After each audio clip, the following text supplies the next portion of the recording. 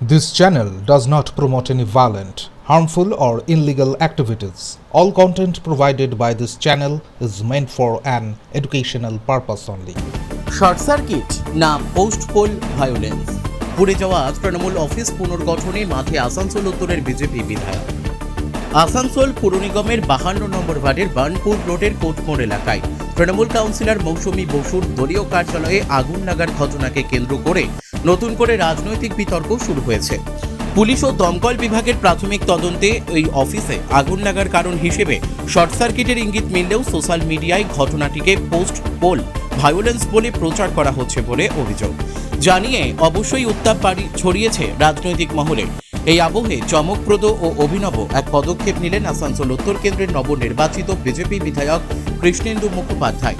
তিনি নিজের উদ্যোগ এবং খরচে পুড়ে যাওয়া তৃণমূল কার্যালয়ের পুনর্নির্মাণের কাজ শুরু করেছিলেন। বৃহস্পতিবার সকালে এলাকায় গিয়ে দেখা গেল বিজেপি কর্মীরা দাঁড়িয়ে থেকে অফিস তৈরির কাজ তদারকি করেন। বিজেপির দাবি, অফিস সম্পূর্ণ তৈরি হওয়ার পর সেটি তৃণমূল নেতৃত্বের হাতে তুলে দেওয়া হবে। এই বিষয়ে বিজেপি বিধায়ক কৃষ্ণেন্দু মুখোপাধ্যায় বলেন, বিজেপি হিংসার রাজনীতি করে না, শান্তি ও সম্প্রীতির রাজনীতিতে বিশ্বাস করে বিজেপি।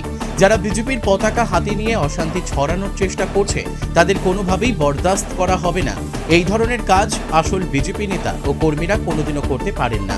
তিনি আরও অভিযোগ করে বলেন, শর্ট সার্কিটের ঘটনাকে রাজনৈতিক রং দিয়ে সোশ্যাল মিডিয়ায় ভুয়ো প্রচার চালানো হয়েছে, যাতে সাধারণ মানুষের মধ্যে আতঙ্ক তৈরি হয়। রাজনৈতিক মতভেদ থাকলেও মানবিক দায়িত্ববোধ থেকেই বিরোধী দলের পুড়ে যাওয়া অফিসের এই পুনর্গঠনের সিদ্ধান্ত নেওয়া হয়েছে বলে দাবি বিজেপি বিধায়কের। তবে এই ঘটনাকে কেন্দ্র করে আসানসোলের রাজনৈতিক মহলে শুরু হয়েছে জোর চর্চা।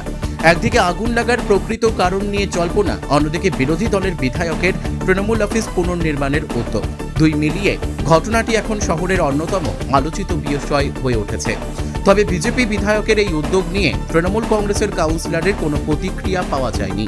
প্রসঙ্গত, নির্বাচনের ফল বেরোনোর পরের দিন 5ই মে মঙ্গলবার রাতে কোর্ট মোড়ে তৃণমূল কংগ্রেসের কাউন্সিলরের অফিসে আগুন লেগে যায়। তাতে পুড়ে ছাই হয়ে যায় সেই অফিস। বিজেপি পার্টির কার্যকর্তা ওইভাবে হওয়া যায় না। বিজেপি করতে গেলে এবং জয়েন করতে গেলে একটা নির্দিষ্ট প্রসেস আছে। তৃণমূল থেকে বিজেপি চলে আসা বা বিজেপির অত্যুৎসাহী সমর্থকরা যদি এই কর্মকাণ্ড করে থাকে, তার দায় বিজেপি বা ভারতীয় জনতা পার্টির নয়। আমাদের পশ্চিমবঙ্গের প্রদেশের সভাপতি মাননীয় শ্রমিক ভট্টাচার্য মহাশয় বলে দিয়েছেন যে হিংসা কোনো বিজেপি পার্টি কর্মী করছে না। হিংসা যদি বিজেপির কোনো পার্টি কর্মী করে তার সম্পূর্ণ দায় দায়িত্ব আমাদের। আমরাও এই বার্তা দিতে এসেছি যে 2021 সালের যে রিপিটেশন, তৃণমূলের যে অত্যাচার এবং তাতে যে এতজন শহীদ, 2026 সালে বিজেপি ক্ষমতার অলিন্দে পৌঁছানোর পর সেই একই রিপিটেশন হবে না। যে জনাদেশ আমরা পেয়েছি